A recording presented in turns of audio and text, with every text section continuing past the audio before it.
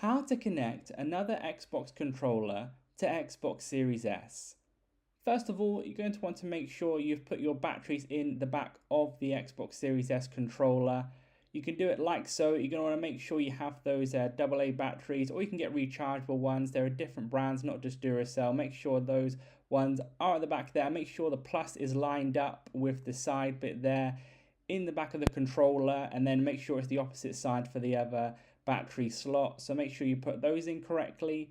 Then put the back on the Xbox Series S controller right there. So go ahead and slot that in. Make sure it's slotted in correctly. You got the right angle.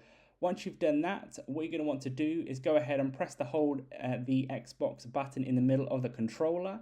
So press and hold it there. Then what you're going to want to do, once you see it flashing right there, is go ahead and press and hold for about 3 to 5 seconds on that little black circular button on the controller, and the same one on the Xbox Series S console itself at the same time, so 3 to 5 seconds. Then you should see that Xbox logo at the bottom left hand corner there. It should go ahead and stop flashing, then it's go regular light on. That's when you know it's working on the controller and the Xbox Series S. Then you can play as you wish. Leave a like on the video for help and subscribe for more helpful videos.